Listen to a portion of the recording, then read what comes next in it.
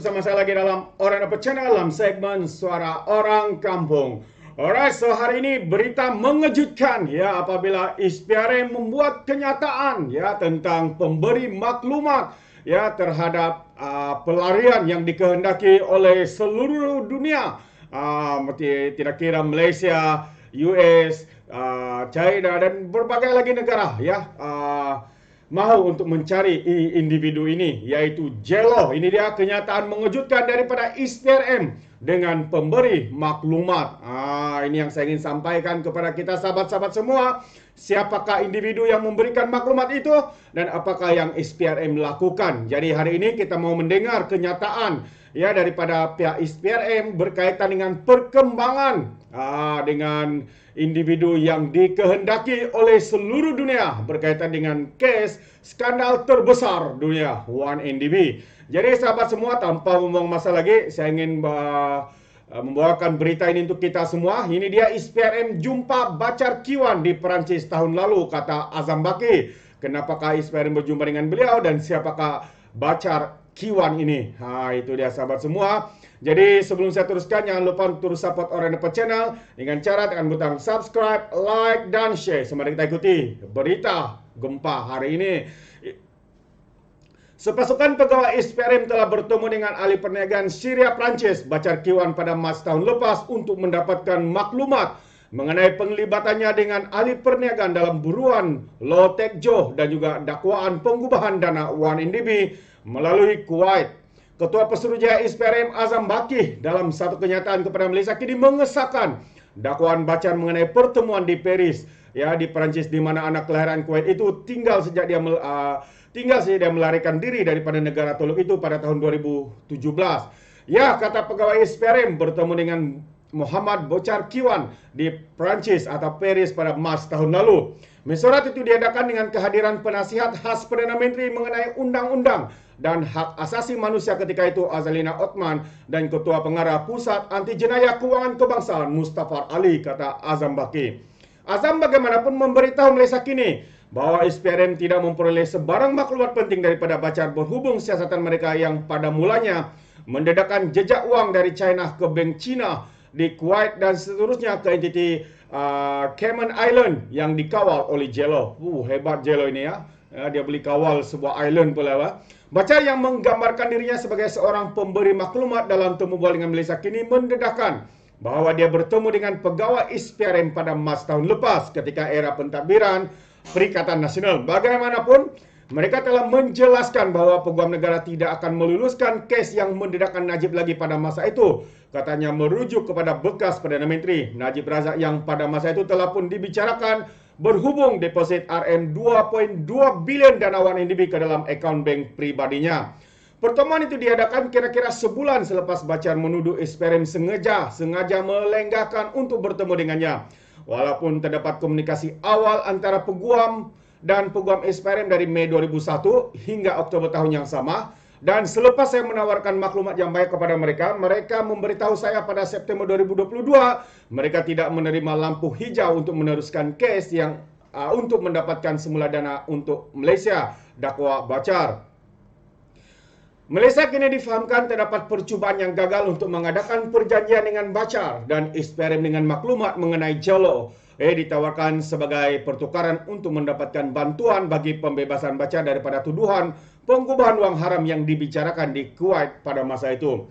Bachar Kiwan seperti Jello adalah seorang pelarian dan disabitkan kesalahan tanpa hadir dan dijatuhi hukuman penjara 10 tahun, tegas Azam yang merujuk kepada sabitan terbaru di Mahkamah Kuwait. Kisah Bachar mengenai hubungannya dengan Jello juga telah dilaporkan secara terperinci oleh The Wall Street Journal dan Sarawak Report pada tahun 2020. Pada masa itu, Wall Street Journal melaporkan bahawa Jello didakwa bersubat dengan seorang elit Kuwait, seorang pegawai kerajaan pada masa itu untuk mencuci wang melalui syarikat Bachar Al-Wazaid.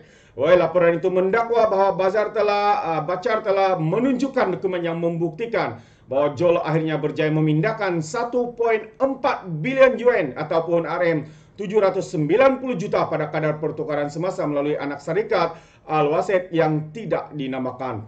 Hebat Jello ini ya.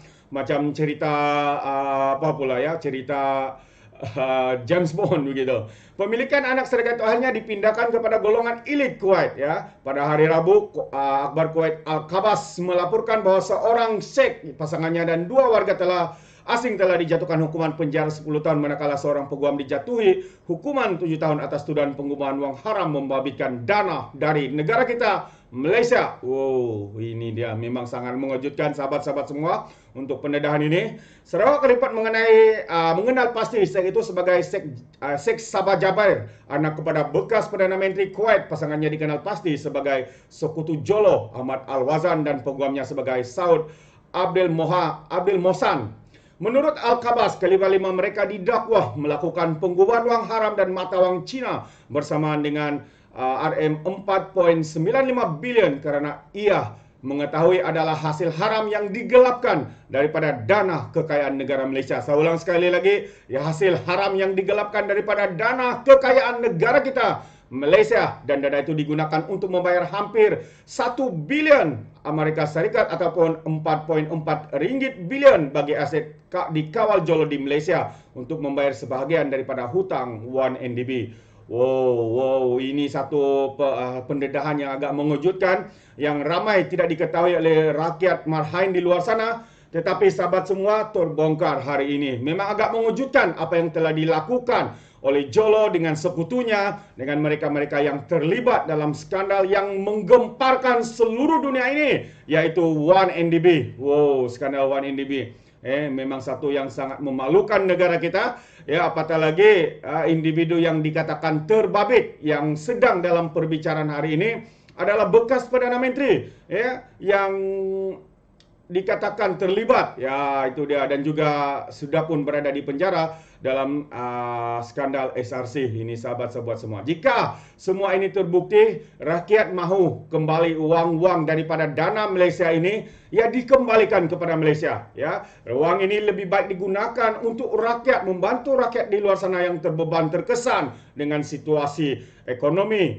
Walaupun sekarang ini kita melihat ekonomi kita semakin bertumbuh baik, memberikan signal positif kepada kebangkitan, ya, kepada pertumbuhannya. Namun, ya, rakyat masih memerlukan bantuan yang berterusan daripada pihak kerajaan melalui dana-dana yang diselewengkan, dana-dana yang digunapakai oleh penyeleweng, perasuah, pengkhianat negara ini. Jadi sahabat semua, setakat ini saja apa yang saya kongsikan, memang sangat mengejutkan. Namun apapun, kita mengharapkan supaya dana ini dapat dikembalikan kepada negara kita semula. Terima kasih. Ya, sekiranya sahabat-sahabat ingin memberikan sebarang komen, Anda boleh berikan komen Anda di dalam ruangan komen. Dan ingat, beri komen dengan cara berhemah. Jangan seperti walan-walan lebay-lebay macai-macai yang memberikan komen dengan maki hamun. Sepertinya mereka tidak punya otak, mungkin karena mereka menggunakan otak di lutut. Terima kasih sahabat semua. Izinkan saya untuk mengundurkan diri dan seperti biasa, peribahasa mengatakan, tapapun kangkap, 2 ton keinginan. Dalam bahasa Melayunya, tepuk dada, tanya selera. Sekian saya daripada Orang Dapat Channel. Kita berjumpa lagi untuk info dan update yang semakin panas. Sekian, bye-bye.